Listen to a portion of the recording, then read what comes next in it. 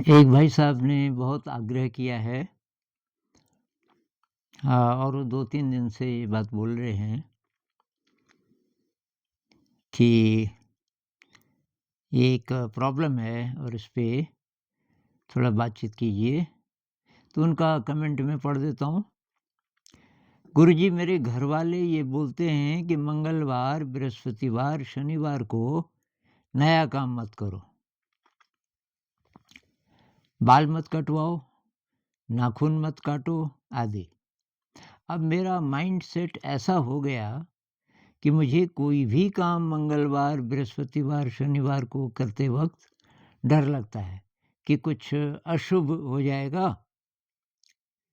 तो गुरुजी, क्या इसका कोई प्रभाव पड़ता है? मार्गदर्शन कीजिए। तो ये दरअसल अब कुछ लोग तो हँसते हैं ऐसी बातों पे कि ये तो अंधविश्वास है, लेकिन कुछ लोग इसको फ़ॉलो करते हैं। काफ़ी पढ़े-लिखे लोग भी इन चीज़ों को फ़ॉलो करते हैं, जो-जो उनको सिखाया गया होगा, उनके पेरेंट्स से जो आया, उनकी कल्चर से जो आया, तो वो उनके लाइफ़स्टाइल का हिस्सा बन गया। और जैसे शायद ये जो लोग बाल काटते हैं, नाई लोगों की दुकानें मेरे ख़्याल से मंगलवार को बंद रहती हैं शायद। मतलब इतने ज़्यादा लोग मानते हैं इस बात को कि उस दिन बाल नहीं काटने। तो भई इसके पीछे कभी न कभी कोई लॉजिक तो रहा होगा। अ, जिस-जिस कल्चर से ये चीज़ें आई और अलग-अलग कल्चर्स में अलग-अलग बातें हैं। ये यूनिवर्सल नहीं है। लेकिन ट्राइबल कल्चर्स में ऐसी चीज़ें मिलती हैं, तो हमारा भी जो मूल है वो तो ट्राइबल ही होगा।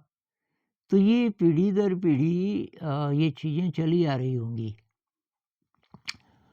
अब ये है कि अगर तो वही सेटिंग होती और वैसा ही वातावरण होता कि जिसमें ये लॉजिकल होता, तो तब तो हम फ़ॉलो करते। अब ये मंगलवार, बृहस्पतिवार, शनिवार को नया काम क्यों नहीं करना, इसका कोई लॉजिक रहा होगा कभी, किसी संस्कृति में। और अब वो क्या लॉजिक था हमको नहीं पता। लेकिन अब वो लॉजिक वैलिड नहीं है कि अब हम जिस कल्चर में रह रहे हैं, वहाँ तो ये इसकी कोई सार्थकता है नहीं। मैं एक भाई साहब बता रहे थे कि कोई शादी हुई, उत्तराखंड से कोई पंडित जी बुलाए गए और उन्होंने कभी ऐसे प्लेन्स में जाकर के शादी नहीं की थी। तो उत्तराखंड में जो-जो चीज़ें होती हैं और वो बहुत स्ट्रिक्ट भी थे पंडित जी। अब वो चले गए शहर, मान लीजिए दिल्ली जैसे शहर। तो उन्होंने कहा कि जो वेदी बनती है, जिसमें दूल्हा-दुल्हन चक्कर लगाते हैं, बीच में अग्नि होती है, तो वो जो चक्कर लगाते हैं तो उसके किनारे-किनारे चीड़ की शाखाएँ लाते हैं, चीड़ मतलब पाइन। अब वो पाइन तो कहाँ से लाएँ शहरों में? तो पंडित जी वहीं पे नाराज़ हो गए, उन्होंने कहा कि ये अ, पाइन का पेड़ होना चाहिए।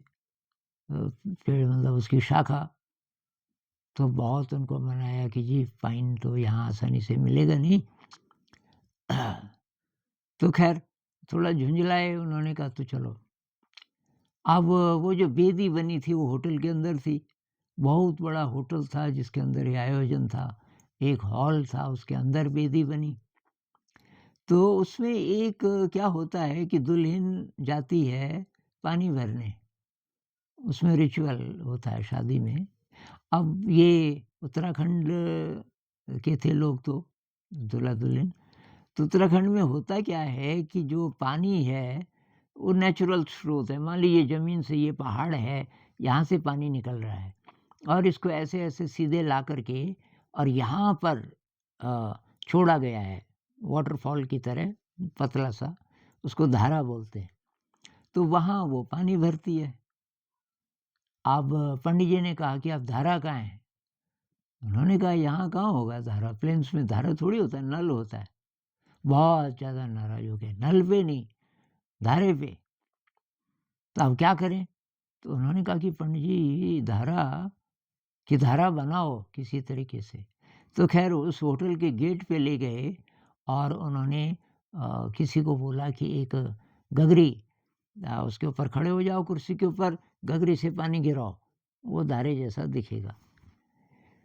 अब जब कल्चर बदल जाती है, तो फिर उसके साथ-साथ ये पुराने जीवन मूल्य उनकी रेलेवेंस नहीं होती बहुतों की।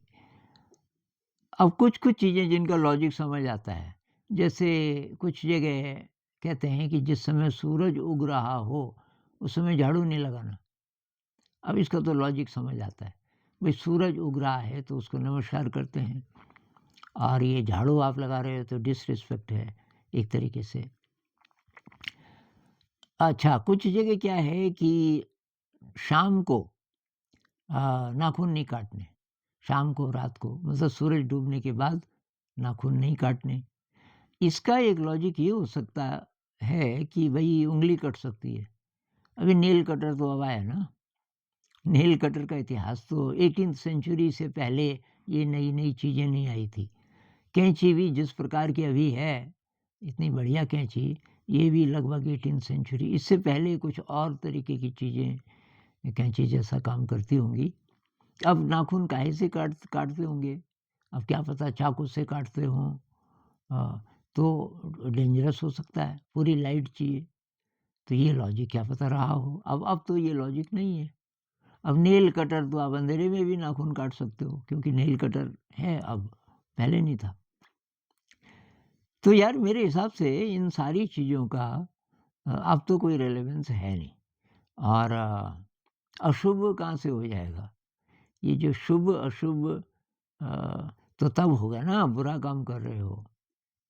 अब नाखून काटना कोई बुरा काम थोड़ी है या बाल कटवाना, ये कोई बुरा काम नहीं है और इसका कोई दुष्प्रभाव आपके परिवार पे, समाज पे नहीं पड़ रहा है। कभी क्या पता पड़ता होगा, तो कौन जाने? जब ये बने होंगे नियम किसी संस्कृति में, तो इसीलिए बने होंगे कि इनको मानेंगे तो समाज की व्यवस्था अच्छी रहेगी। लेकिन अब तो समाज ही बदल गया ना पूरा। तो अब बहुत प्रकार की चीज़ें हैं कि भई काली बिल्ली आपका रास्ता काट दे, तो अशुभ होता है। अ, खाली बर्तन आप कहीं जा रहे हो, अचानक कोई खाली बर्तन लेके आ जाए, कुछ जगह इसको अशुभ मानते हैं। ये शुभ-अशुभ ये सब अगर आप मेडिटेशन वाले हैं, तो कोई भी फ्रीक्वेंसी आ रही है, कुछ भूत-प्रेत को भी मानते हैं। किसी जगह क्या बोलते हैं कि कैंची कैंची के जो 2 ये होते हैं जिसके अंदर उँगली डालते हैं, उनमें से एक को टाँग दो दरवाजे के पास कील से, तो भूत नहीं आएगा। वहाँ ऐसी मान्यता है। अगर आप मेडिटेशन का अभ्यास करोगे, तो ये भूत-प्रेत इत्यादि आप कुछ लोग मानते हैं, कुछ नहीं मानते, लेकिन अगर आप मानते भी हैं, कोई आप पे असर नहीं करेगा। कोई नेगेटिव वाइब्रेशन आप पर असर नहीं करेगा, अगर आप मेडिटेशन का अभ्यास करोगे। दूसरी बात, जितने भी ग्रह नक्षत्र हैं, ये जो ज्योतिषी लोग भी बहुत बार बोलते हैं ना कि ये शुभ है, ये अशुभ है इत्यादि।